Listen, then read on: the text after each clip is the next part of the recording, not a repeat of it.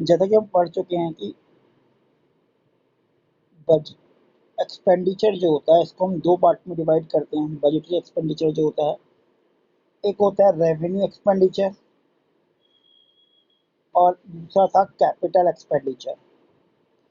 अब इनमें main term क्या थी? रेवेन्यू एक्सपेंडिचर वो एक्सपेंडिचर होते हैं जो ना तो कोई लायबिलिटी को कम करते हैं और ना कोई एसेट्स को क्रिएट करते हैं। मतलब सरकार ऐसा खर्चा जिससे ना तो सरकार की कोई लायबिलिटी कम हो रही है, ना सरकार की कोई एसेट्स बन रही है। और दूसरी तरफ जो कैपिटल एक्सपेंडिचर होते हैं उसकी डेफिनेशन क्या होती है? या तो कोई लायबिलिटी रिड्यूस होती है, या तो कोई लायबिलिटी रिड्यूस होती है एक्सपेंडिचर के थ्रू, या फिर कोई एसेट्स क्रिएट होती है। अब ये इनकी डेफिनेशन थी। यहाँ पे लायबिलिटी कम भी नहीं हो रही, एसेट्स बढ़ भी नहीं रही, तो ये रेवेन्यू एक्सपेंडिचर हो गया। तो ऐसे खर्चे, ऐसे एक्सपेंडिचर जिससे या तो लायबिलिटी कम हो या एसेट्स बढ़े, उसे हम कैपिटल एक्सपेंडिचर कहते हैं। अब एक एग्जांपल के थ्रू हम इसे और क्लियर करते हैं, जिससे आपको और क्लियर हो जाएगा ये कि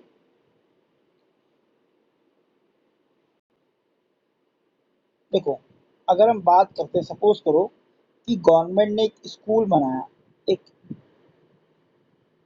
स्कूल बनाया, फिर स्कूल के लिए गवर्नमेंट को स्टाफ भी चाहिए, टीचर चाहिए, सपोर्टिंग स्टाफ चाहिए, वॉचमैन, कीपर वगैरह वटेवर, ठीक है ना। अब सरकार का इन पे भी खर्चा होगा, टीचर स्टाफ का, और सरकार का स्कूल बनाने पे भी खर्चा होगा। तो ये भी एक गवर्नमेंट एक्सपेंडिचर है और ये भी एक गवर्नमेंट एक्सपेंडिचर है। हमें चेक करना है कि इसमें से कौन से रेवेन्यू एक्सपेंडिचर हैं और कौन से कैपिटल एक्सपेंडिचर है।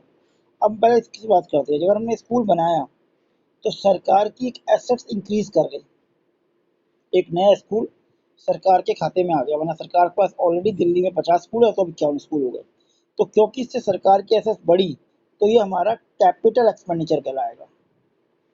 अब दूसरी तरफ जब स्कूल बना तो उसमें स्टाफ चाहिए, टीचर चाहिए, सपोर्टिंग स्टाफ चाहिए, सब चाहिए। इनको सरकार सैलरी पे करेगी, हर महीने सैलरी पे करेगी।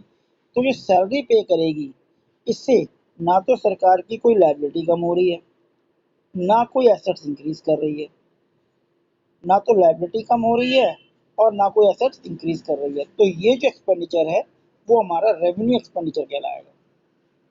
तो आई थिंक क्लियर हो गया होगी बात कि किस तरह का एक्सपेंडिचर रेवेन्यू होता है, किसका कैपिटल होता है। एक एग्जाम्पल और लेके चलते हैं। माना सरकार ने जो लोन ले रखा है, चाहे वर्ल्ड बैंक से ले रखा हो, एक ये लोन है जो सरकार रिटर्न कर रही है, वापस कर रही है,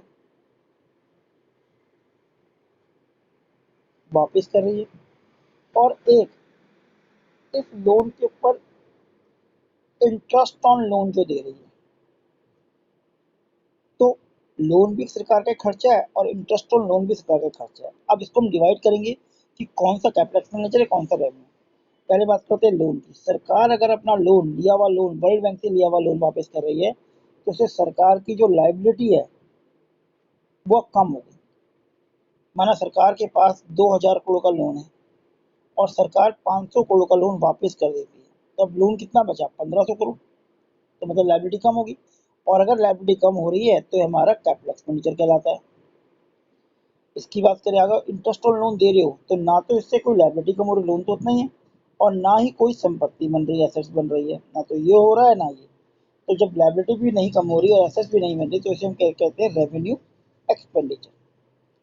तो दो एग्जांपल्स आपको क्लियर हो गया होगा कौन से एक्सपेंडिचर हमारे कैपिटल एक्सपेंडिचर होते हैं और कौन से एक्सपेंडिचर हमारे रेवेन्यू एक्सपेंडिचर होते हैं। अब हम इसके ऊपर एक मास्टर कई बार क्वेश्चन आता है, रेवेन्यू एक्सपेंडिचर और कैपिटल एक्सपेंडिचर को क्लियर करने के लिए हम इसके डिफरेंस भी देख लेते हैं कि रेवेन्यू एक्सपेंडिचर और कैपिटल एक्सपेंडिचर डिफरेंस क्या होता है। आई थिंक डेफिनेशन और एग्जांपल आपको क्लियर हो गया होगा। और क्लियर करते हैं, पहले मीनिंग की बात करते हैं। तो क्या लिखा है? Revenue expenditure neither create any asset nor does any liability. ना तो इससे कोई एसेट्स बनती है खर्चे से, ना कोई लायबिलिटी कम होती है।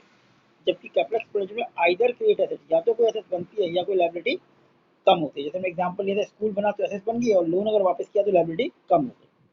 सेकंड बात करते हैं पर्पस की, ऑफ द गवर्नमेंट। दूसरी लाइन है, it is incurred for normal recurring government expenditure department provision various services। भाई ये incurred किया था गवर्नमेंट डिपार्टमेंट, सैलरी पे करना है, प्रोविडेंट फंड पे करना है, छोटे मोटे खर्चे जो उसके लिए। जबकि कैपिटल एक्सपेंडिचर में क्या होता है? It is incurred for mainly acquisition of assets, कोई एसेट्स एक्वायर करते हैं, granting of loan and advance. Nature की बात करते हैं, it is recurring in nature as expenditure. ये रिकरिंग नेचर का होता है, डे बाय डे होता है, सैलरी हर महीने दे रही है, छोटे मोटे खर्चे डेली के हो रहे हैं। तो ये रिकरिंग नेचर का होता है, जो बार बार होता है और अमाउंट छोटा होता है नॉर्मली। ये नॉन नेचर का मेजर अमाउंट होता है, स्कूल बनेगा करोड़ रुपए लग जाएंगे, टीचर जो सैलरी दे रहे हो वो लाखों में जाती है। तो कैपिटल एक्सपेंडिचर जो होता है वो नॉन नेचर का होता है। तो यहाँ तक हमने पढ़ा कि रेवेन्यू एक्सपेंडिचर और कैपिटल एक्सपेंडिचर की एग्जाम्पल और इनका डिफरेंस।